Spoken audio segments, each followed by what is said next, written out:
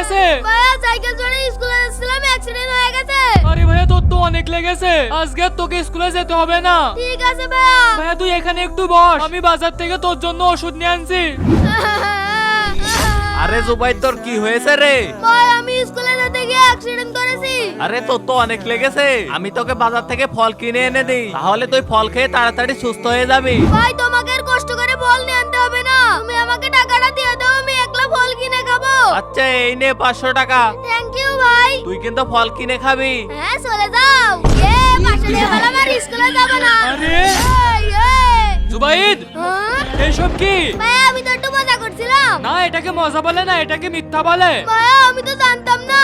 শোনো, মজা করে মিথ্যা কথা বললে ওটাতে গোনা হয়। আচ্ছা আমি আর মজা করে মিথ্যে কথা বলবো না। ঠিক আছে, এখন তুমি স্কুলে যাও। ঠিক আছে ভাইয়া, স্কুলে যাচ্ছি। বন্ধুরা, তোমরা যারা সত্য কথা বলো ভিডিওতে লাইক করে কমেন্ট করবা।